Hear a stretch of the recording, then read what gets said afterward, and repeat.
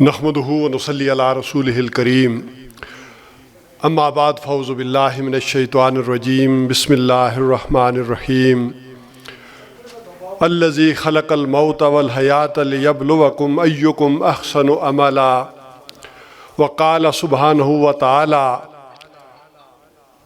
الم تر کیف ضرب اللہ مثلا کلمۃ طیبۃ کشجرۃ طیبۃ اصلها ثابت وفرعها في السماء صدق اللہ العظیم وقال النبی صلی اللہ علیہ وسلم آمرکم بخمس اللہ امرنی بہن بالجماعت والسمع والطاعت والہجرت والجہاد فی سبیل اللہ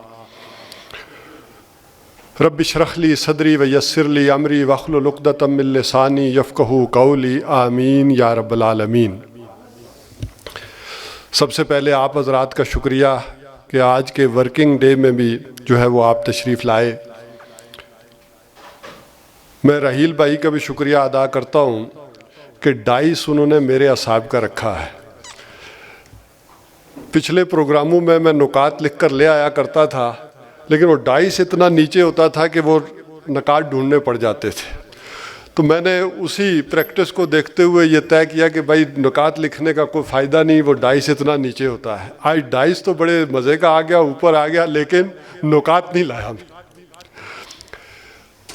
اچھا، اس سے پہلے کہ میں باقاعدہ اپنی اس گفتگو کی طرف آؤں، میں چاہ رہا تھا کہ ذرا چند باتیں اور تمہیدی طور پر کر لی جائیں۔ ایک تو جس سلسلے کا یہ آغاز ہے، پروگرام ہو رہا ہے قرآن کمپلیکس کا، اس حوالے سے سورہ ابراہیم کی جو آیت میں نے آپ کے سامنے رکھی کہ کیا تم نے غور نہیں کیا، الم تر کیف ضرب اللہ، کہ اللہ تعالیٰ نے جو ایک بات بیان کی ہے، ایک مثال بیان کی ہے، اور وہ مثال کیا ہے؟ ضرب اللہ مثلا طیبۃ کلمۃ طیبۃ، ایک پاکیزہ کلمے کی مثال ایسے ہے۔ ایک ہوتی ہے بری بات پھیلتی جلدی ہے، اس کی دعوت جنگل کے آگ کی طرح چلتی چلی جاتی ہے، مشہور ہو جاتی ہے، لیکن وہ دیر پا نہیں ہوتی، اس کا اثر بھی زیادہ دیر نہیں رہتا۔ لیکن ایک جو پاکیزہ کلمے کی مثال اللہ نے بیان کی ہے، اس کی مثال ایسے ہے کہ فرمایا کہ جس کی جڑیں زمین میں گہری ہوتی ہیں اور پوست ہوتی چلی جاتی ہیں، جیسے یہ پائن ٹریز ہیں، اخروٹ کے درخت ہیں، یہ پہلے اپنی جڑیں زمین میں گہری کرتے ہیں اور پھر یہ اس کی شاخیں جو ہے وہ آسمان کی بلندیوں کو چھوتی ہیں۔ تو اسی طرح یہ جو پاکیزہ کلمہ ہے، اس کی مثال بھی ایسے ہے کہ یہ دل کی زمین کے اوپر پہلے اپنی جڑیں گاڑتا ہے، پہلے یہاں پوست ہوتا ہے، یہاں ایک تبدیلی آتی ہے، اور پھر یہ برگ و بار لاتا ہے دنیا میں، اور چیزیں آگے بڑھتی ہیں، اور ایک ایک فرد کو تبدیل کرتا ہے۔ اگرچہ افراد کی اپنی جگہ بڑی اہمیت ہے، جسے علامہ اقبال نے کہا کہ افراد کے ہاتھوں میں ہے اقوام کی تقدیر، ہر فرد ملت کے مقدر کا ستارہ۔ تو اپنی جگہ افراد بڑے اہم ہیں، وہ جڑیں گے، لیکن جب افراد جو ہے ان کے ذہنوں کے اندر، ان کے دل کے اندر وہ بات چلی جائے تو وہ پھر منظم ہوتے ہیں۔ جس کے بارے میں کہا کہ فرد قائم ہے ربط ملت سے تنہا کچھ نہیں، موج ہے دریا میں بیرون دریا کچھ نہیں۔ تو وہ پھر اجتماعیت کے لحاظ سے پھر وہ موج بنتے ہیں، وہ موج اٹھتی ہے پھر دنیا کے اندر، اور پھر ایک موج سے کام نہیں چلتا، دنیا میں پھر کئی موجیں اٹھتی ہیں، کئی جماعتیں آتی ہیں جو اسی فکر، اسی نظریے کے تحت ہوتی ہیں، وہ اس میں اپنا حصہ ڈالتی ہیں اس تحریکی کام کے اندر، اور ان جماعتوں کے بعد پھر تحریکوں کا آغاز ہوتا ہے، اور تحریکیں بالآخر ایک وقت میں جا کر اس احیائی عمل میں، جس کا ایک تعارف کروایا گیا تھا کہ وہ اس احیائی عمل کا حصہ بن جاتی ہیں، اور دنیا اس کے دروازے پر جو ہے وہ پہنچ چکی ہے کہ ایک احیائی عمل کا عالمی سطح پر آغاز ہو۔ یہ جس دور میں ہم رہ رہے ہیں، اس میں دن بدن، ڈے بائی ڈے، بڑی تیزی سے تبدیلیاں رونما ہو رہی ہیں۔ جس تیزی سے اس دور میں تبدیلیاں ہو رہی ہیں، دنیا میں شاید یا تاریخ انسانی میں وہ تبدیلیاں پہلے کبھی نہیں دیکھی۔ ذرا آپ اندازہ کریں، میں بالکل اپنے بچپن میں دیکھتا ہوں تو گھر میں چراغ جلتا تھا، لوکل لینگویج میں چمنی بھی کہتے تھے، چھوٹی سی چمنی وہ جلا کرتی تھی، میری دادی اماں جلاتی. یا یہ جو چیڑ کے درخت ہیں ان کے اندر جو گلی ہوتی ہے اس سے آگ جلانے کا کام لیتے. لیکن دیکھتے ہی دیکھتے لالٹینیں آئیں، پھر کہا کہ یہ جرمنی کی والی لالٹین بڑی اچھی ہے. پھر ہم نے ذرا آگے بڑے دیکھا تو وہ پمپ والے گیس آ گئے، مٹی کے تیل والے کیروسین آئل گیس آ گئے. پھر دوسرے گیس آنا شروع ہوئے. پھر ہم نے دیکھا کہ بجلی کے بلب، فلپس کے بلب. پھر شہر سے والد صاحب آئے تو انہوں نے کہا ٹیوب لائٹیں بڑی اچھی ہوتی ہیں، بجلی کا خرچہ بھی کم ہوتا ہے، لائٹ بھی بڑی ٹھنڈی ہوتی ہے. اس کے بعد ذرا ہم دیکھتے ہیں کہ اپنے ہی دور میں ہم نے دیکھا کہ انرجی سیور آ گئے، ایل ای ڈی آ گئے، سولر بلب آ گئے. یعنی یہ تبدیلیاں ایک لائف سپین میں تاریخ انسانی میں نہیں ہوئی. یعنی ذرا آپ اندازہ کریں کہ میرے اور آپ کے آباء و اجداد، دادا پردادا گھوڑے پر سفر کرتے تھے، لیکن ہمارے اس ایک لائف سپین میں ذرا اندازہ کریں کہ وہ گھوڑا آیا، سائیکل آئی، موٹر سائیکل آیا، کار آئی، جہاز آئے، ریل آئی، ایئر کرافٹ آ گئے. یعنی یہ تبدیلی، ذرا اس تبدیلی کا اندازہ کریں کہ 1400 برس میں حضور صلی اللہ علیہ وسلم کے گھر میں کیا جلتا تھا؟ چراغ. وہاں سواری کے لیے کیا تھا؟ گھوڑا تھا، اونٹ تھا، گدھا تھا، خچر، یہی چیزیں تھیں نا. اور ماضی قریب تک ہمارے آباء و اجداد تک یہی چیزیں چل رہی تھیں. ہمارے اس دور میں آ کر اچانک یہ تبدیلیاں واقع ہونا شروع ہو گئی اور اس تیزی سے ہوئی. اور پچھلے 150-200 برس میں تو آپ کہہ لیں بڑے بڑے معجزات ہوئے. یعنی ٹھیک 100 برس اگر میں پہلے بات کروں تو مسلمانوں کی ایک عالمی سلطنت پوری دنیا میں موجود تھی. دی گریٹ آٹومان امپائر، سلطنت عثمانیہ، 3 براعظموں پر پھیلی ہوئی، پورا مشرقی یورپ، شمالی افریقہ، مڈل ایسٹ. ایک بہت بڑی اور ہیبت تھی جس کی دنیا کے اوپر. اور دیکھتے ہی دیکھتے ٹکڑے ہو گئے، شیرازہ بکھر گیا. اپنوں کے ہاتھوں ہوا یا غیروں کے ہاتھوں اس کو چھوڑ دیں. لیکن ہم نے دیکھا اس 100 برس کے اندر ٹکڑے ٹکڑے. اور 40 برس پیچھے چلے جائیں تو دنیا کانپ رہی تھی. امریکہ کانپ رہا تھا کہ روس خلا میں پہنچ گیا، U S S R, Soviet union. کوئی جنگ نہیں ہوئی، کوئی مارکے نہیں ہوئے، اور روس کے ٹکڑے ٹکڑے ہو گئے، حصے بکھرے ہو گئے. جنگ ہوئی افغانستان میں ہوئی ہوگی لیکن روس کے اندر تو نہیں ہوئی. تو بڑے بڑے عالمی واقعات رونما ہوئے. اسی طرح تاریخ انسانی کی عظیم 2 جنگیں، جنگ عظیم اول اور جنگ عظیم دوم، پچھلے 150 برس میں ہو گئی. اسی طرح 2000 برس سے ایک بھٹکتی ہوئی امت بنی اسرائیل، 2000 سال بعد انہیں پہلی دفعہ گھر ملا اسرائیل. تو ان تینوں چیزوں کو دیکھیں. خلافت عثمانیہ کا خاتمہ 100 برس پہلے، 2 عظیم جنگیں، عالمی جنگیں ہو گئی. 2000 برس بعد سابقہ امت مسلمہ کو ایک گھر ملا. اور ادھر جب حضور صلی اللہ علیہ وسلم کے ارشادات کے مطابق ہم دیکھتے ہیں کہ مجھے اللہ سے بڑی امید ہے کہ اللہ تعالیٰ میری امت کو 1.5 دن کی مہلت دے گا. باقی جتنی بھی امتیں رہی 1000 برس، حضرت نوح علیہ السلام کی امت گزری 1000، حضرت ہود علیہ السلام، یہ کم و بیش 1000 برس کا ایک معاملہ رہا ہے. اللہ سے بڑی امید ہے کہ میری امت جو ہے وہ 1.5 دن لگائے. یعنی ہو سکتا ہے کہ 1500 برس. اس میں حافظ ابن حجر عسقلانی علیہ رحمہ لکھا کہ اس امت کا معاملہ بھی 1500 برس سے اوپر جانے والا نہیں ہے، یعنی 1600 برس نہیں آئے گا، اسی کے دوران ہو جائے گا معاملہ. یعنی ہم دیکھیں تو اگلے 100 سال میں بڑے بڑے کام ہو جانے ہیں. یعنی وہ جو 100 برس پہلے خلافت ختم ہوئی تھی اب عالمی سطح پر ابھر کر آئے گی، اگرچہ اس کے آثار نہ نظر آ رہے ہوں. جو 2 عظیم جنگیں ہوئی تھیں، تیسری عظیم جنگ بھی اگلے اس 100 سال میں ہو جائے گی. الملمۃ الکبریٰ، الملمۃ العظمیٰ، جس کی پیشن گوئیاں کی حضور صلی اللہ علیہ وسلم نے خبریں دی. ایک عظیم عالمی جنگ ہوگی جو نوع انسانی کو اپنی لپیٹ میں لے لے گی. تو ذرا اندازہ کریں، ایک ہوتا تھا ہم پرانے اس اصحاب سے دیکھتے تھے کہ 2 مہینے لگیں گے، گھوڑے پر چل کے جائیں گے، جو مجاہدین جائیں گے وہاں یہ ہوگا وہاں. اب حالات رات کو کچھ اور ہوتے ہیں، صبح اور بدل جاتے ہیں. تو اس قدر چینجنگز. اور 2000 برس بعد جس امت کو گھر ملا ہے بنی اسرائیل کو، وہ بھی اپنا عالمی نظام حکومت گریٹر اسرائیل بنانے کی پلاننگ میں آگے اور ہو سکتا ہے وہ بھی کام اس اگلے 100 سال میں وہ بھی ہو جائے. تو یہ عظیم جو چیزیں نظر آ رہی ہیں یہ ہمارے دروازے پر دستک دے رہی ہیں. حالات بھی وہ پیدا ہو چکے ہیں. اس کو سامنے رکھتے ہوئے میں آپ کے سامنے شبان المسلمین کی جو ہے وہ دعوت سامنے رکھنا چاہ رہا ہوں. اب آ جائیے سورہ ملک کی اس آیت کی طرف جو میں نے آغاز میں تلاوت کی کہ الذی خلق الموت والحیات لیبلوکم ایکم احسن عملا.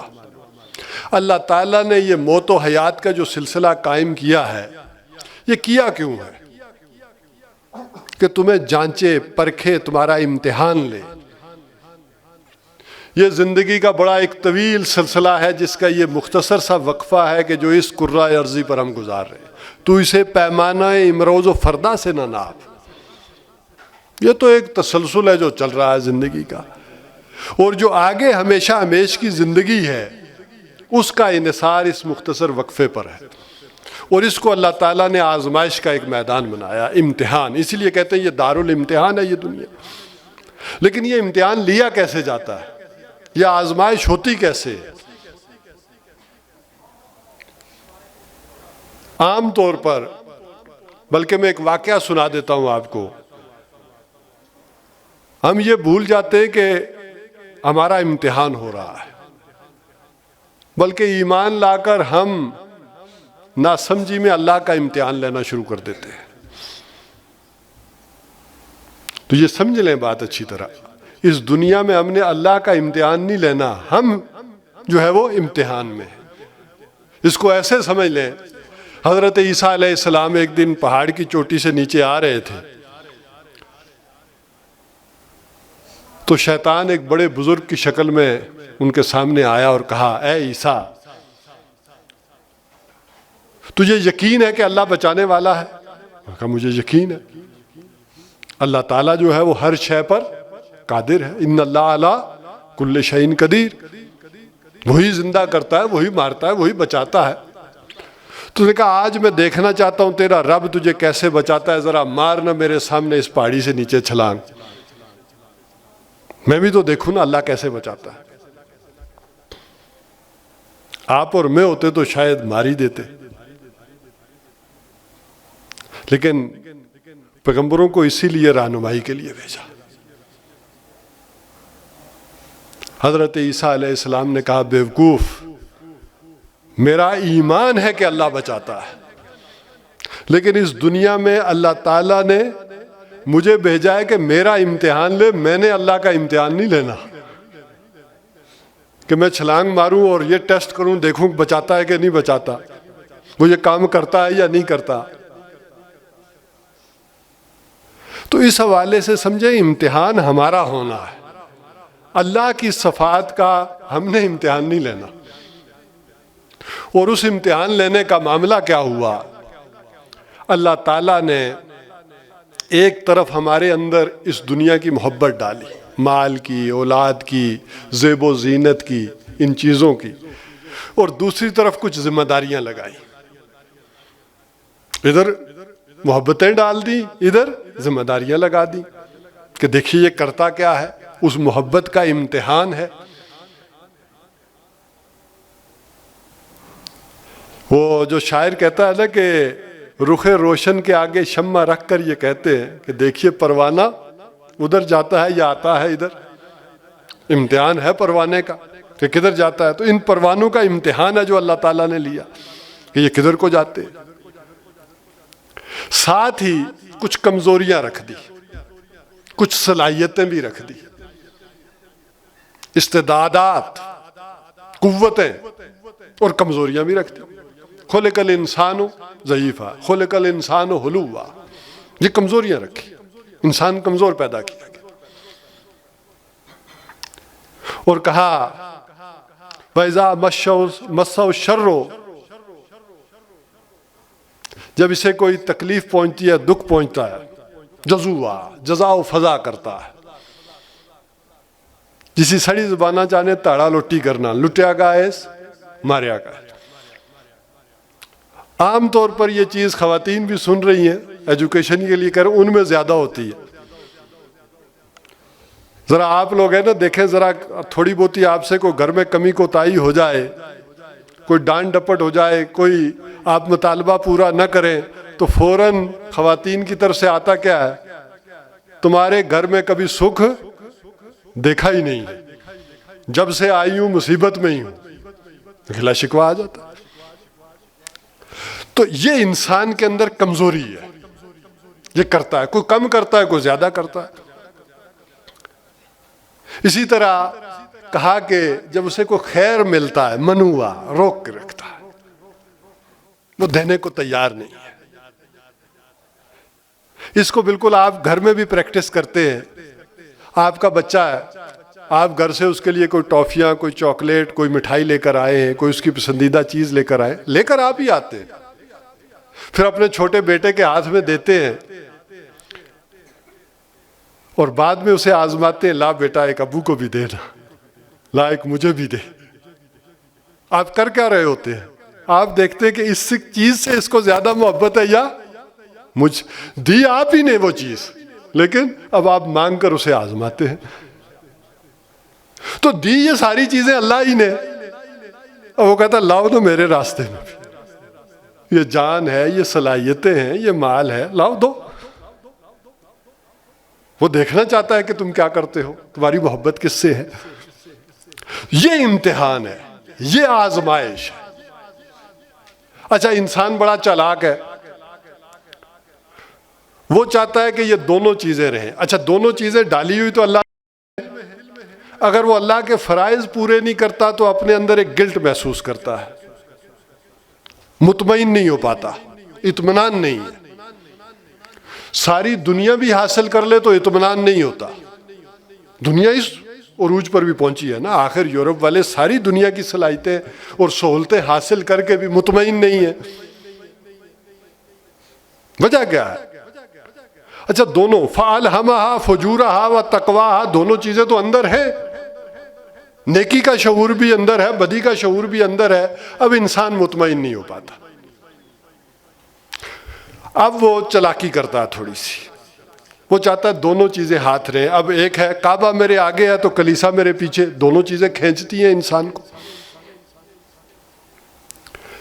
اچھا جو لوگ دنیا حاصل کرنے میں آگے لگ گئے، آگے بڑھ گئے، وہ مطمئن نہیں ہوتے کہ یار ہم وہ پیچھے بات رہ گئی، یہ اللہ کے فرائض ہم نے پورے نہیں کیے، کسی نہ کسی طرح کر دیں، کوئی صدقہ کریں، کوئی خیرات کریں، کوئی ٹرسٹ بنوائیں، کچھ چیزیں کریں، یہ اطمینان حاصل کرنے کے لیے۔ اچھا جو لوگ درویش ہوتے ہیں، وہ جب نگاہ دیکھتے کرتے ہیں دنیا والوں کی طرف، کہتے ہیں یار یہ تو دنیا کی دوڑ میں کہاں سے کہاں چلے گئے اور میں تسبیح مار رہا ہوں، وہ بھی مطمئن نہیں۔ اب انسان چاہتا ہے کہ یہ دونوں چیزیں ہاتھ میں رہیں، کبھی ادھر مارتا ہے ہاتھ، کبھی ادھر مارتا ہے، لیکن مرضی کے مطابق مارتا ہے،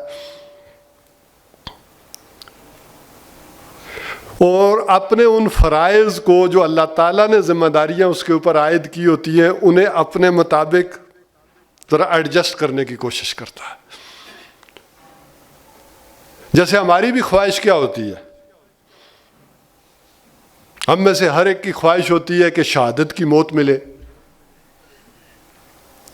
محمد بن قاسم کی موت جس طرح ہوئی تھی اس طرح ہو، شہادت کی موت ہو، لیکن زندگی ہم گزارنا چاہتے ہیں سلمان خان کی طرح، عامر خان کی طرح، زندگی چاہتے ہیں ہم ویسی گزرے اور موت ویسی ہو۔ اب یہ ہے سارا چکر کہ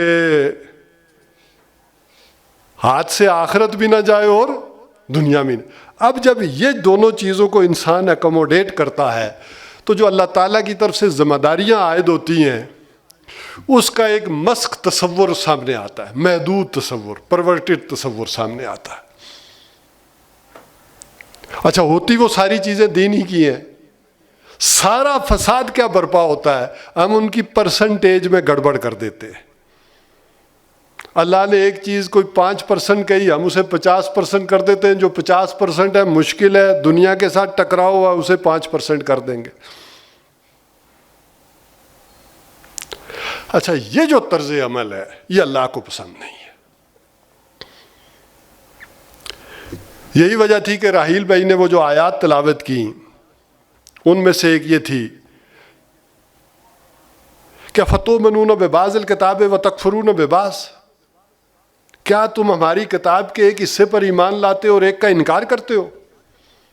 ایک بات مانتے ہو اور ایک نہیں مانتے، اپنی مرضی کرتے ہو۔ ہماری کتاب میں حکم ہے کہ سور حرام ہے، ہماری کتاب میں حکم ہے کہ سود حرام ہے، سور کا تم نام لینا پسند نہیں کرتے۔ ایسی پٹی پڑی ہوئی ہے کہ 40 دن جو نام لے گا تو اس کی زبان بھی ناپاک رہے گی، لیکن سود جو اس سے کہیں بڑا حرام ہے وہ پوری امت مسلمہ میں جاری و ساری ہے۔ سعودی عرب میں بھی سودی نظامی ہے۔ تو ہماری کتاب کے دونوں حکم ہیں۔ ہماری کتاب میں حکم ہے نکاح کرو، ساتھ ذرا ایڈجسٹ کر لیا، آخر معاشرہ ہے، برادری ہے، ساتھ کوئی بارات بھی کرو، کوئی مہندی بھی کرو، کوئی دوسری چیزیں بھی کرو۔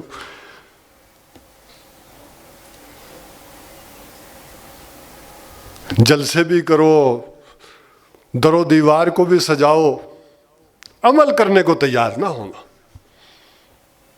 اب یہ جو طرز عمل ہے اس پر اللہ تعالیٰ کہتے فما جزاؤ، تم ہی بتاؤ کیا بدلہ ہونا چاہیے ایسے شخص کا۔ من یفعل ذلک منکم، تم میں سے جو کوئی ایمان لا کر مجھے مان کر یہ حرکت کرے، آدھی بات مانے اور آدھی نہ مانے، جو اس کی مرضی آئے کرے، جو مرضی نہ آئے نہ کرے، ایک حکم پر عمل کرے اور ایک کو پاؤں تلے رون دے، کیا سزا ہونی چاہیے اس کی؟ الا خزی فی الحیات الدنیا، کہ دنیا میں ذلیل اور رسوا کر دیا جائے۔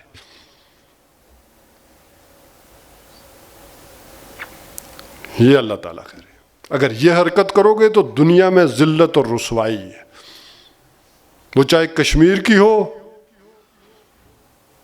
چاہے فلسطین کی ہو، چاہے پوری امت مسلمہ کی ہو۔ اس کا سبب یہ ہے۔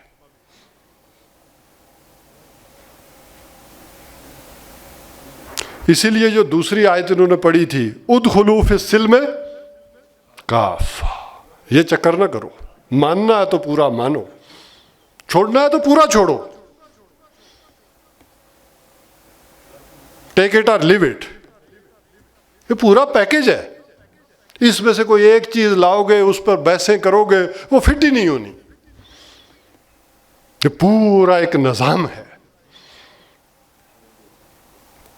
اور یہ سارا چکر کر کے تم ہمارے پاس آؤ، وَيَوْمَ يُرَدُّونَ إِلَىٰ أَشَدِّ الْعَذَابِ، ہمارے پاس آؤ گے تو شدید ترین عذاب میں جھونک دیے جاؤ گے، کہ تم ہماری کتاب کے ساتھ، ہماری شریعت کے ساتھ، ہمارے دین کے ساتھ یہ مذاق کیا ہوا تھا۔ جس کو مرضی تھی مانتے تھے اور جس کو مرضی تھی نہیں مانتے تھے۔ تو دنیا میں ذلیل اور رسوا ہو گئے، چاہے غیروں کے ہاتھوں ہو، ہندوستان اور امریکہ اور چین کے ہاتھوں ہو، چاہے گھر میں بیوی کے ہاتھوں، اولاد کے ہاتھوں۔ دروازے سے باہر نکل کر بیوی جو بےزتی کر دے تو پھر اولاد سینہ تان کر سامنے کھڑی ہو جائے، تو یہ ذلت اور رسوائی ہوگی۔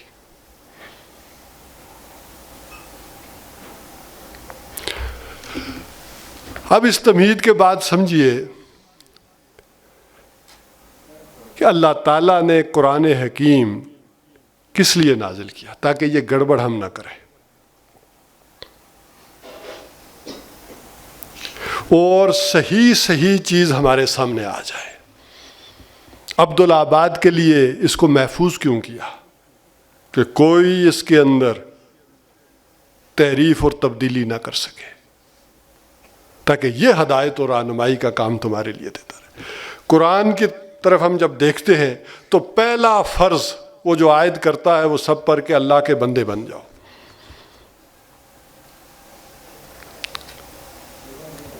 جسی سڑے بڑے بوڑھے کوئی غلطی کری ہے تو کیا انہوں نے ایسے بندے نہ پتر بنوے،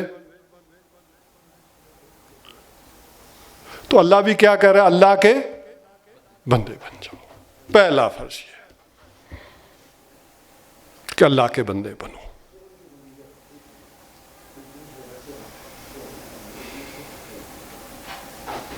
اور اللہ کا بندہ بننے میں جو جو چیزیں تمہارے آڑے آ رہی ہیں، جو جو اکسار اور جو محبتیں، وہ کمزوریاں،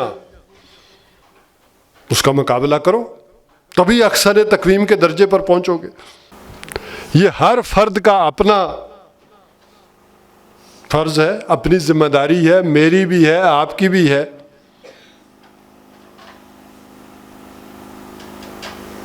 اس کے لیے تو کسی جماعت کی اور تحریک کی ضرورت نہیں ہے، ذاتی طور پر ہر آدمی کی اپنی ذمہ داری ہے۔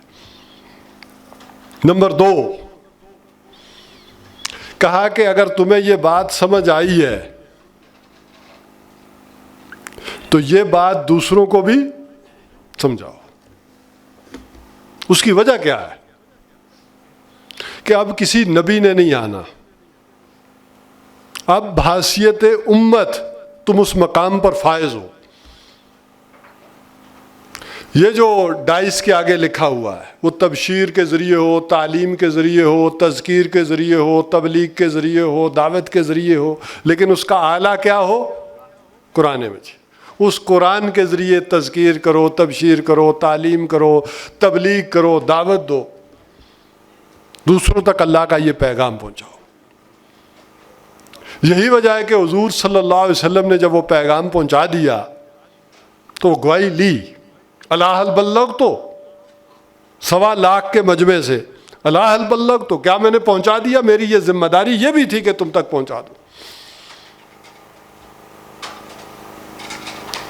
تو سب نے مل کر کیا جواب دیا؟ قالوا انا نشہد قد بلغت الرسالۃ، ہم سارے یہ گواہی دیتے ہیں کہ آپ نے رسالت کا حق ادا کر دیا۔ وَأَدَيْتَ الْأَمَانَةَ، آپ نے حق امانت ادا کر دیا، جو امانت اللہ کی طرف سے آپ کے پاس تھی آپ نے دے دی۔ وَكَشَفْتَ الْغُمَّةَ، اور آپ نے تاریکی اور اندھیرے کے پردے چاک کر دیے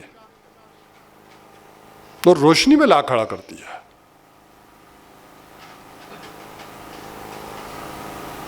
اب حضور صلی اللہ علیہ وسلم نے فرمایا فَلْيُبَلِّغِ الشَّاهِدُ الْغَائِبُ، اب تمہارے اوپر لازم کیا ہے کہ جو جہاں موجود ہیں ان تک پہنچائیں جو یہاں موجود نہیں ہیں۔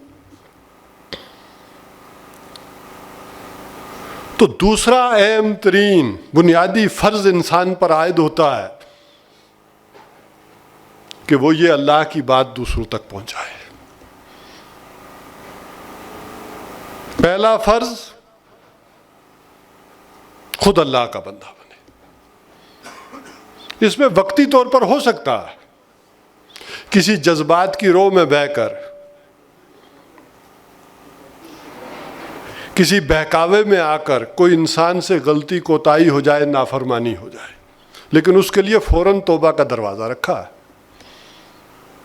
انما التوبۃ علی اللہ، اللہ کے ذمے ہے ان لوگوں کی توبہ جو فوراً توبہ کو کر لیتے ہیں، سوائے اس استثناء کے ہر وقت اللہ کی بندگی میں رہو، اللہ کے احکامات کی پاسداری کرو، کبھی لگ جائے فوراً توبہ کرو، رجوع کرو، واپس آ جاؤ، اور اللہ کا یہ پیغام سب تک پہنچاؤ۔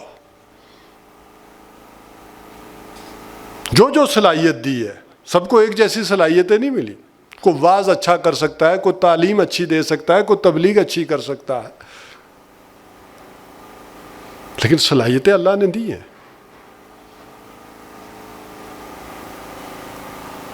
کوئی ہو سکتا ہے بورڈ پر اچھا سمجھا لے، کوئی ہو سکتا ہے تقریر کر کے اچھا سمجھا لے، کوئی ہو سکتا ہے پڑھا کر اچھا سمجھا لے۔ اس حوالے سے یہ زبان کی صلاحیت تو اللہ نے ہر شخص کو دی ہے، اور دنیا میں جو ترقی ہوتی ہے اسی زبان کی صلاحیت پر ہوتی ہے۔ جو جتنی اچھی گفتگو کر لیتا ہے اتنی آگے بڑھتا ہے۔ آپ دیکھ لیں نا، آپ میں یہاں زیادہ تر اساتذہ ہیں تو استاد کون سا اچھا ہے؟ جس کے پاس ڈگریاں زیادہ ہوں یا جو سمجھا اچھا لے؟ استاد وہ اچھا ہے نا۔ اچھا ڈاکٹر یا وکیل، وکیل کون سا اچھا ہے؟ جو جج کو سمجھا لے یا جس کے پاس میڈل زیادہ ہوں، جو اپنے کیس کو صحیح پریزنٹ کر لے، وہ وکیل ترقی کرتا ہے۔ آپ نے دیکھا ہوگا کہ آپ اپنے بوڑھے والدین میں سے اماں جی کو ڈاکٹر کے پاس لے جائیں کہ یہ امریکہ سے آیا ہے، جرمنی سے بھی پڑھا ہے، انگلینڈ سے، بہت اچھا ڈاکٹر ہے، اور وہ دروازے میں سے اندر داخل ہوتے ہی پہچان لیتا ہے کہ مسئلہ کیا ہے۔ اس نے دیکھا، دوائی لکھ دی، اماں جی کو دے دی، آپ لے آئے، وہ مطمئن نہیں ہوتی۔ اس کے مقابلے میں عام کمپاؤنڈر جو ہوتا ہے، آپ جاتے ہیں، اماں جی خیر ہے، ٹھیک ہو، کتنے درد ہے، کہاں پر جو ہے وہ تکلیف ہوتی ہے، کہ ذرا 10-15 منٹ باتیں کرتا ہے، اور اماں جی گھر آتی ہے تو کیا کہتی ہیں؟ پتر یہ ڈاکٹر بہت اچھا ہے۔ تو اللہ نے یہ جو زبان کی صلاحیت دی ہے، اللہ نے کہا کہ اس سے محض دنیا ہی نہ بناؤ، اس سے یہ کام بھی کرو۔ اصل صلاحیت میں نے تمہیں دی ہے، اس حوالے سے دی ہے کہ تم یہ کام کرو۔ میں ذرا اس کو بند کر لوں، میں بھول گیا تھا۔ تو یہ صلاحیت اللہ تعالیٰ نے دی۔ عربی میں کہاوت ہے کہ توپیں اس لیے نہیں بنتی کہ اس سے مکھیاں ماری جائیں، میزائل اس لیے نہیں بنتے مچھر مارنے کے لیے۔ تو یہ اتنی بڑی توپ جو اللہ نے دی ہے، اللہ کہتا ہے کہ یہ اس کام میں لگے۔ علمہ البیان، الرحمن علم القرآن خلق الانسان علمہ البیان، کہ چوٹی کا یہ جو علم اس نے قرآن کا دیا ہے، تمہیں چوٹی کی مخلوق انسان بنایا ہے، چوٹی کی یہ صلاحیت دی ہے بولنے کی باقی ساری مخلوقات میں سے، تاکہ یہ اس کام میں لگے۔ تو دوسرا فرض یہ ہو گیا کہ اپنی صلاحیتیں اس میں لگاؤ جو بولنے کی اللہ تعالیٰ نے دیں، یا علمی دیں یا قلمی دیں، لکھنے کی دیں، اس کام میں لگاؤ، دوسروں تک یہ بات پہنچاؤ۔ اچھا، اسی کی کاوش میں سے ایک یہ کاوش ہے جو قرآن کمپلیکس بن رہا ہے، تاکہ یہاں سے وہ علم کے سرچشمے پھوٹیں، نوجوان یہاں آئیں۔ کیونکہ علامہ اقبال کہتے ہیں کہ جانتا ہوں میں یہ امت حامل قرآن نہیں ہے، وہی سرمایہ داری بندہ مومن کا دیں۔ دنیا میں دیکھ لیں، یورپ میں دیکھ لیں، کسی نوجوان سے، یا نوجوان بیٹھے ہیں امریکی یا چینی یا فرانسیسی نوجوان سے پوچھیں تمہاری خواہشات کیا ہیں، وہ کہتا کیوں پڑھ رہے ہو؟ اچھا کیریئر بن جائے، اچھی کار مل جائے، اچھی کوٹھی مل جائے، اچھی بیوی مل جائے۔ تو کسی امت مسلمہ کے نوجوان سے بھی پوچھیں تو آج اس کی خواہشیں بھی یہی ہیں، اچھی نوکری ہو، اچھی چھوکری ہو، اچھی گاڑی ہو، وغیرہ وغیرہ۔ تو یہ حامل قرآن نہیں ہے وہی سرمایہ داری بندہ مومن کا دی۔ اور جانتا ہوں میں کہ مشرق کی سندھیری رات میں بے ید بیضا ہے پیران حرم کی آستی۔ جن ہستیوں سے یہ نور پھوٹنا چاہیے تھا، جہاں سے یہ تعلیمات نکلنی چاہیے تھی، وہ آج خود اس سے محروم ہیں، وہ خود ان سے ہدایات مانگتے ہیں۔ ان کا کام تو یہ تھا کہ دنیا کو ہدایات دیتے، حالت تو یہ ہے۔ تو اس حوالے سے یہ ایک کوشش ہے، اس کے لیے بھی کوئی شبان کی ضرورت نہیں ہے، ہر آدمی پرسنل لیول پر یہ کام کر سکتا ہے۔ آپ نے یہ اللہ کی بندگی کی دعوت اپنے والد صاحب کو کیسے دینی ہے، یہ آپ کا مسئلہ ہے۔ اپنی والدہ کو کیسے دینی ہے؟ پہلے یہاں گھر سے شروع کرنا ہے. حضور صلی اللہ علیہ وسلم کے پاس بھی اللہ کا پیغام آیا تو کہاں سے شروع کیا؟ سب سے پہلے اپنی بیوی خدیجۃ الکبریٰ رضی اللہ تعالی عنہا کو دعوت دی. گھر میں چچا زاد بھائی ہے اس کو دی، گھر میں غلام ہے اس کو دی، عزیز ترین دوست ہے ابو بکر ان کو دی. تو دعوت بھی دینی ہے تو حضور سے سمجھنا ہے کہ کیسے دینی ہے. اور صحابہ نے ایسے ہی دی. کسی کو باپ نے مارا، کسی کو ماں نے مارا، کسی کو چچا نے گھر سے نکالا. ہوا ہے کہ نہیں ہوا؟ تو شبان المسلمین تو آپ کی ہمدردی کر سکتی ہے، کیونکہ کوئی بڑی سطح کے رونے نہیں ہوں گے. اگر صحیح دین پر ہوں گے تو یہی رونا چھوٹی سطح پر آئے گا کہ مجھے کیوں نکالا یا مجھے کیوں اتارا. تو آپ بھی کہیں گے کہ ابا جی نے کیوں نکالا، مجھے نوکری سے کیوں فارغ کیا. جب صحیح بات کی طرف آئیں گے، ہم تواصی بالحق کریں گے، تواصی بالصبر کریں گے آپ کے ساتھ، آپ کو حوصلہ دیں گے کہ اس راہ پر ڈٹے رہو. وہ ہمدردی کریں گے. باقی فرض آپ کا ہے. تیسرا فرض جس کے لیے شبان المسلمین قائم ہوئی وہ ہے کہ اللہ کا یہ دین غالب بھی ہو.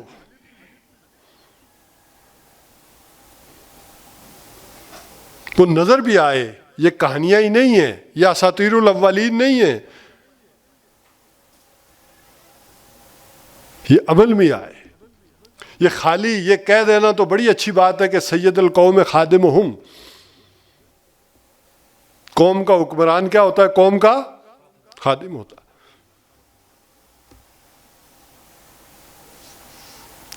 لیکن یہ پتہ کیسے چلے گا؟ کہیں بات کہے آدمی نا تو جھوم جاتا ہے کہ بہت اچھی بات ہے، بہت اچھی بات ہے، لیکن یہ کبھی ہوا بھی؟ حضرت عمر رضی اللہ تعالیٰ عنہ فرماتے ہیں میری بڑی خواہش تھی کہ میں مسجد نبوی کی صفائی کروں.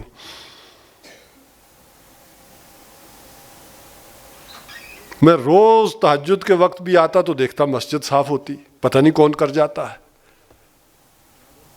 جس دن ابو بکر کا انتقال ہوا میں صبح آیا تو مسجد گندی تھی. میں سمجھ گیا کہ یہ ابو بکر تھے جو صاف کرتے تھے. عملی مثالیں قائم کی انہوں نے. یہاں کمر پر لاد لاد کر چیزیں مسافروں کو بھی اور خیمے میں بھی جا کر پہنچائی. اور خاتون اول نے داعیہ کے فرائض بھی سر انجام دیے تاکہ وہ نظام عملاً قائم ہو. اس پورے ہندوستان میں ہم نے 1000 برس تک حکمرانی کی تو کیا کیا؟ حکمرانی کی.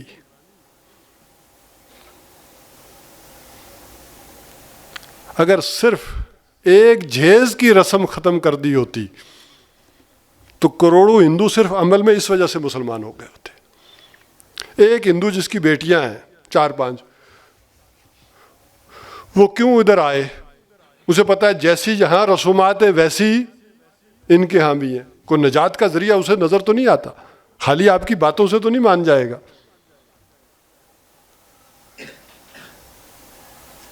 اسے ہمارے عمل میں کوئی ایسی چیز نظر نہیں آتی کہ لوگ ادھر آئیں. نظام کے اعتبار سے، حکومتی نظام کے اعتبار سے ان کا کہیں بہتر ہے ہم سے. جو سہولتیں وہ دے رہے ہیں تو کیوں آئیں؟ کیوں مسلمان ہوں؟ اور حضور صلی اللہ علیہ وسلم نے بھی یہ گواہی کب لی؟ وہ ہماری طرح تقریر کر کے یہ نہیں کہا وَمَا عَلَيْنَا إِلَّا الْبَلَاغُ، ہمارے ذمے پہنچانے کا کام تھا، پہنچا دیا. قرآن میں بھی آتا ہے کہ ہمارے نبی کے ذمے نہیں ہے مگر پہنچا دینا. لیکن وہ پہنچانا کس سینس میں؟ اس پر عملی مظاہرہ بھی قائم کر دینا.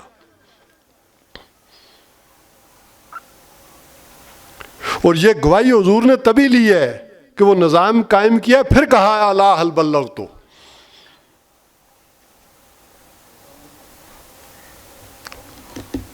یہی وجہ تھی کہ حضور صلی اللہ علیہ وسلم نے، بلکہ وہ آپ کو سمجھ میں آ جائے گی بات، ایک صحابی آئے ایمان لائے تو حضور نے کہا یہ ابھی باہر جا کر مت کہنا. انہوں نے جا کر گئے حرم کے اندر دار الندوہ میں اعلان کیا کہ لا الہ الا اللہ محمد الرسول اللہ. مار پڑی اتنی، سمجھ لگ گئی. تو یہ نظام ایک آدمی نہیں بدل سکتا، اس کے لیے ضرورت ہوتی ہے کسی اجتماعیت کی، کسی جماعت کی. تو شبان المسلمین یہ جو تیسرا فرض ہے، اس کے لیے آپ کو دعوت دیتی ہے کہ اپنا تیسرا فرض آ کر اس جماعت کے اندر ادا کریں. جیسے مسجد بنانا فرض ہے یا نماز پڑھنا فرض ہے؟ تو کسی آدمی نے مسجد بنا دی تو آپ کو سہولت دے دی کہ آپ اپنا فرض آ کر باجماعت مسجد میں ادا کریں. میں یہ غلط فہمی اس وجہ سے دور کرنا چاہ رہا ہوں کہ کچھ لوگ اگر یہ سمجھتے ہیں کہ وہ شبان المسلمین میں شامل ہو جائیں گے تو شاید ایسے جہاز پہ بیٹھ جائیں گے جو جا کر جنت میں لینڈ کرے گا. ایسا نہیں ہے. اگر آپ اپنے یہ بنیادی فرائض نہیں ادا کر رہے ہیں تو چاہے آپ شبان میں ہیں یا نہیں ہیں، شبان میں شامل ہو کر بھی اگر یہ فرائض نہیں ادا کر رہے ہیں تو شامل ہونے سے یہ ہرگز مطلب نہ لیجیے گا کہ آپ کامیاب ہو گئے یا آپ جنت میں چلے گئے. یہ فرائض اسی طرح آپ پر رہیں گے. اللہ کا بندہ بننا، دوسروں تک اللہ کی بات پہنچانا اور اس کے قیام کے لیے جدوجہد کرنا.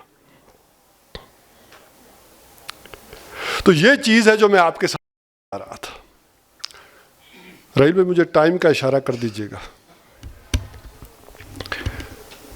اس حوالے سے سمجھ لیں، معاشرے کے اندر ایک طرز عمل یہ ہوتا ہے کہ مجھے کسی سے کوئی غرض نہیں، جو ہو رہا ہوتا رہے، چاہے وہ پی ٹی آئی کرے، چاہے نون لیگ کرے، کاف کرے، مسلم کانفرنس کرے، دوسری کرے، تیسری کرے، مجھے کوئی غرض نہیں.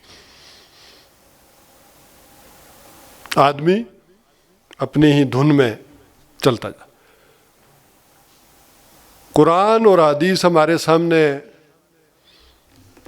رکھتے کہ یہ انتہائی غیر ذمہ دارانہ طرز عمل ہے اور یہ قابل قبول نہیں ہے اللہ کو. میں چھوٹی سی مثال دے دوں، تفصیلات کا وقت نہیں ہے، پوائنٹس دوں گا، آپ سمجھدار لوگ ہیں سمجھ جائیں گے. یہ اسی طرح کی بات آ جائے گی جو حدیث میں ہے کہ اگر ایک جہاز پر لوگ جو ہے وہ کیا کر رہے ہیں، اس کے تہ میں سوراخ کر رہے ہیں اور وہ کہہ رہے ہیں ہمیں اس سے کوئی پرواہ نہیں، انہیں روکتے نہیں ہیں یا انہیں اوپر سے پانی نہیں بھرنے دیتے، تو نتیجہ کیا نکلے گا؟ وہ سارے کے سارے ڈوبیں گے. تو وہ جو لوگ علیحدہ ہو کر بیٹھ جائیں تو مت سمجھیں وہ سارے ڈوبیں گے. اللہ اور اللہ کے رسول کو یہ طرز عمل پسند نہیں. یہ اس حدیث میں اس مثال سے بھی واضح کر دیا گیا. نمبر 2، ایک یہ ہوتا ہے معاشرے میں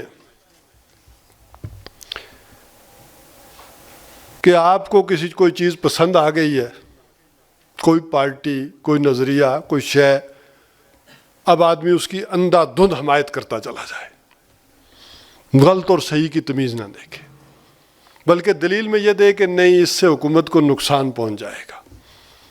بات تو جی آپ ٹھیک کر رہے ہیں، یہ غلط کر رہی ہے حکومت، لیکن ہم تنقید کریں گے تو کیا ہوگا؟ حکومت کو نقصان پہنچے گا. اسے نقصان غلط چیز سے تو پہنچ سکتا ہے،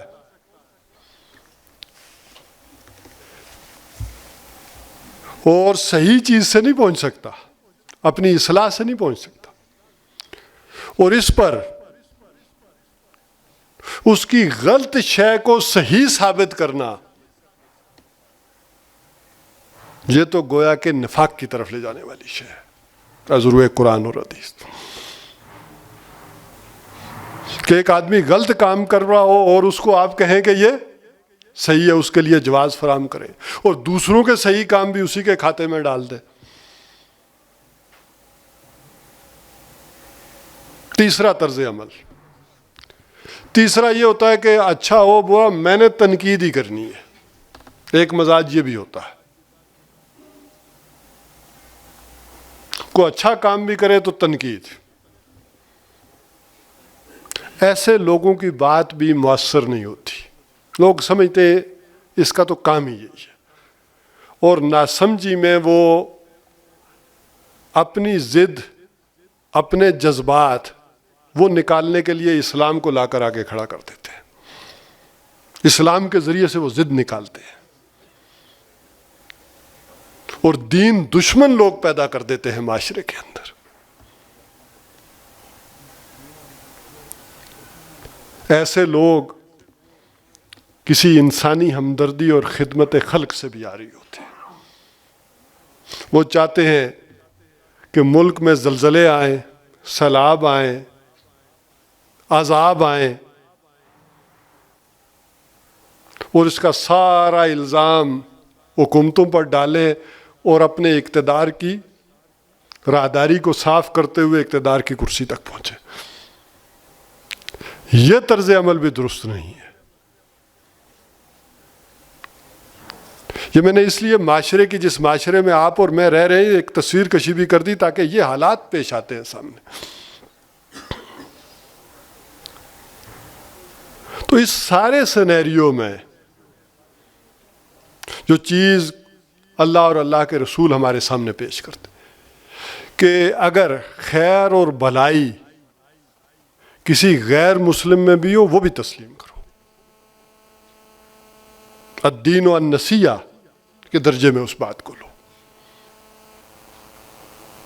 صحیح اور غلط میں تمیز کرو، اور اس راستے کی طرف جو ہے وہ گامزن ہو۔ تو یہ جو دعوت میں نے آپ کے سامنے رکھی ہے کہ نمبر 1 خود اللہ کے بندے بنے، نمبر 2 اللہ کی بات کو دوسروں تک پہنچائیں، یہ بھی فرض ہے، اور تیسرے یہ کہ اللہ کے اس دین کو قائم کرنے کے لیے جد و جہد کریں۔ قائم کر دینا فرض نہیں ہے، اس کے لیے جد و جہد، اس راستے میں محنت، یہی آزمائش اور امتحان ہے۔ تو الذی خلق الموت والحیات لیبلوکم ایکم احسن عملا، تو یہ جو امتحان ہے وہ غلبہ ہوتا ہے یا نہیں ہوتا، پہنچتی ہے یا نہیں، بات آپ کا امتحان اس میں۔ آپ یہ سارا کچھ کرتے ہوئے اللہ کے حضور پیش ہو جائیں تو کامیاب ہے، چاہے شبان المسلمین میں آئیں یا نہ آئیں، اور اگر آ کر بھی یہ نہیں کرتے، اس میں شامل ہو کر بھی، تو پھر بھی ناکام ہے۔ تو بالکل بنیادی سطح پر اس بات کو اچھی طرح سے سمجھ لیں، اور یہ قائم کیسے ہوگا، اس کی جدوجہد کیسے ہوگی، اس حوالے سے ہماری آخری گفتگو اس پر ہوگی، لہذا اس پر میں گفتگو کوئی نہیں کر رہا۔ اب آغاز کہاں سے کریں؟ جو لوگ شامل ہو گئے خاص طور پر ان سے میں چاہوں گا کہ بات کروں۔ سب سے پہلے نماز کو اپنا محور و مرکز بنائیں اپنی زندگی کا۔ اگر یہاں بنیاد میں کمی اور کوتاہی ہے تو یہ بلڈنگ اوپر تک جائے گی، اس میں کمی اور کوتاہی رہے گی۔ ایک بندہ مومن، اس کی مصروفیات، اس کی اپائنٹمنٹ، اس کے ملاقات کے ٹائم، اس سارے نماز کے شیڈیول کو دیکھ کر طے ہونے چاہیے۔ اس کے سارے اوقات کار کی تقسیم اس کو دیکھ کر ہو۔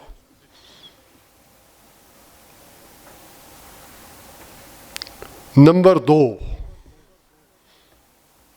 اپنے دینی علم میں اضافہ کریں،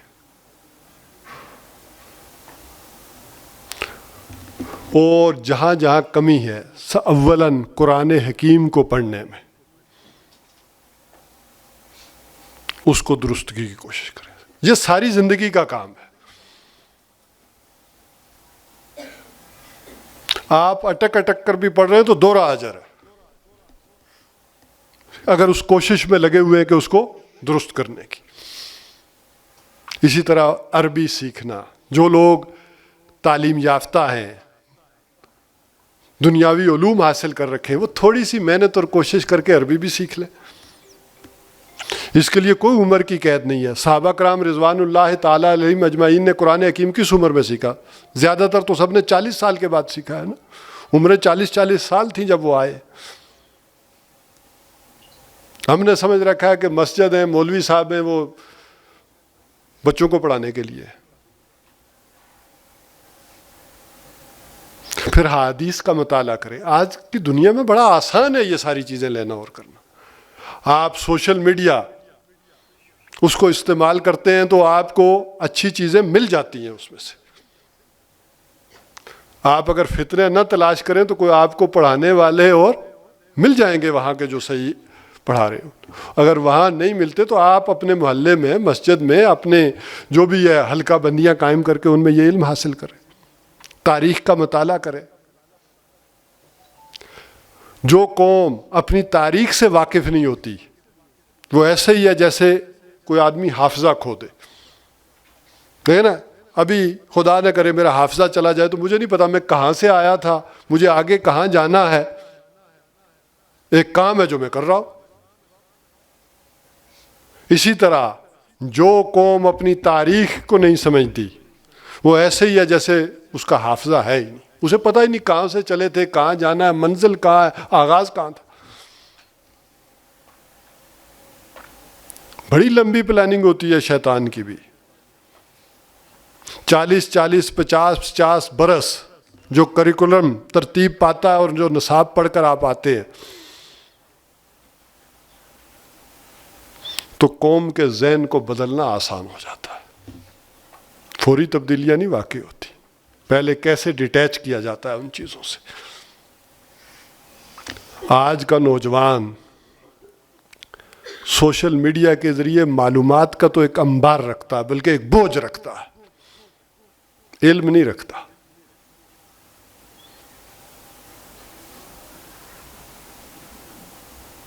کہ ان ساری چیزوں کو پروسیس کر کے کسی نتیجے پر پہنچے۔ اس کی چھوٹی سی مثال میں دے دوں تو پھر سمجھ آئے گی۔ میری سب سے جب چھوٹی بچی تھی تو میری والدہ بھی چونکہ پڑھاتی تھیں تو گھر میں زور سے آیا ایک مطالبہ کہ اس کو ذرا اسکول میں داخل کرائیں جلدی، 3 سال کی عمر میں ہی۔ تو میں نے کہا نہیں، یہ 5 سال بعد جائے گی۔ کیوں؟ میں نے کہا نماز جیسی اہم شے بھی حضور صلی اللہ علیہ وسلم کہہ رہے کس عمر میں سکھاؤ۔ بچے میں وہ استعداد، وہ صلاحیت پیدا ہو تو پھر بھیجیں نا، اس کی گروتھ، اس کی صلاحیت رک جاتی۔ میں نے کہا آپ پڑھی لکھی ہیں امی، بیوی کو آپ اسے گھر میں پڑھا دیں، اس میں اسکول میں جا کے پڑھنا کیا ہے؟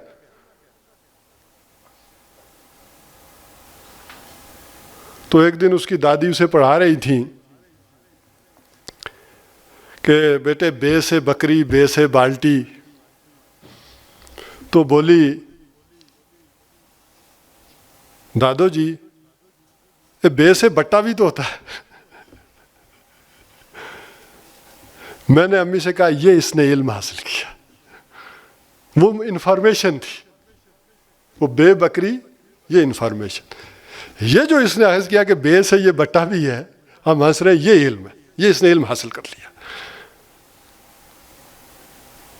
اور میں آپ کو بتاؤں، میں پھر جب اسکول گیا، جماعت اسلامی والوں کا اسکول تھا، تو میں نے کہا میں نے بچی کو داخل کرانا ہے، تو یہ جو آپ پریپ 1 2 نرسری یہ وہ سارے کرتے ہیں، مجھے اس میں نہیں پڑھانا، آپ کلاس 1 میں آپ اس کا ٹیسٹ لیں۔ ڈائریکٹ کلاس 1 میں، تو جو بچے اس کے ہم عمر تھے وہ ابھی پیچھے تھے، یہ تو عرض میں کیا کر رہا تھا کہ اپنے علم میں اضافہ کریں، محض معلومات کے انبار نہ اکٹھے کریں، اس علم کو مفید بنائیں، اس کو عمل میں لائیں۔ اسی طرح یہ شبان کیا ہے، کیا کرنا چاہتی ہے، کیوں ہے، باقی تحریکیں کیا کرنا چاہتی ہیں، کیسے آپ اندازہ کریں گے جب تک کہ مطالعہ نہ کریں؟ تو لٹریچر کا مطالعہ بھی کریں. جیسے میں نے کہا، اولین قرآن حکیم، احادیث، تاریخ اور یہ دینی لٹریچر. اور نمبر 3، معاشرے میں اپنے ہم خیال لوگوں تک یہ پیغام پہنچائیں. یہ عمل میں کرنے کا کام ہے. محض شامل ہو جانا کوئی بات نہیں ہے، بلکہ ان افراد تک پہنچے معاشرے کے. اور جیسے میں نے کہا کہ اس کا آغاز گھر سے کرے. پہلے والد صاحب کو تو سمجھائیں نا، بڑے بھائی کو تو سمجھائیں نا، تو آپ کو لگ سمجھ جائے. اور پھر قربانی کا آپ کو اندازہ ہو کہ اللہ کی راہ میں چلنے کا ذائقہ کیا ہے، آزمائش کیا ہے، امتحان کیا ہے. یہ ہے وہ چیز جو میں آپ کے سامنے رکھنا چاہ رہا تھا کہ شبان المسلمین کی دعوت کوئی میں اتنی لمبی چوڑی نہیں کر رہا تھا، بلکہ یہی چیز رکھنا چاہ رہا تھا کہ یہ وہ دعوت ہے کہ جو اللہ اور اللہ کے رسول صلی اللہ علیہ وسلم نے ہمارے سامنے رکھی ہے. اس دعوت کے لیے ہم آپ کے ممد و معاون ہوں گے. آپ اس میں ہماری رہنمائی کریں گے، ہم آپ کی رہنمائی کریں گے. آپ ہمیں سمجھائیں گے، ہم آپ کو سمجھائیں گے. ظاہر ہے کچھ چیزیں آپ کے زیادہ ہوں گی، بائی پروفیشن بھی زیادہ ہوں گی. کسی نے میڈیکل کی تعلیم حاصل کی ہوگی، وہ اس میں رہنمائی دے گا. کسی نے وکالت کی زیادہ کی ہوگی، کوئی اساتذہ ہوں گے، کوئی پروفیسر ہوں گے. ہمارے اندر تو جو صلاحیت تھی وہ آ کر آپ کے سامنے رکھتی. اب اس کے جو نظم کا معاملہ ہے اس کو سمجھیں کہ شبان المسلمین میں پہلے جتنی بھی آئی یہ تحریکیں اٹھی، بڑی بڑی شخصیات آئیں. مولانا مودودی علیہ رحمہ آئے، ڈاکٹر اسرار آئے، یہ سارے. ہمارے پاس کوئی ایسی بڑی شخصیت نہیں ہے. ہم نے اس مرحلے پر کلیکٹیو وزڈم جسے کہتے ہیں اس کو اختیار کیا کہ ہم سب مل کر کوئی فیصلہ کریں. جس دور میں ہم داخل ہو رہے ہیں، ذرا اندازہ کریں کہ یہ وہ دور ہے کہ جس میں نبوت ختم ہو گئی. اب اللہ نے نبی بھی کوئی نہیں بھیجا، کہ اب انسان اجتماعی سطح پر، شعور کی سطح پر اس جگہ آ گیا کہ یہ مل کر سوچ کر وہ فیصلے کیا کرے.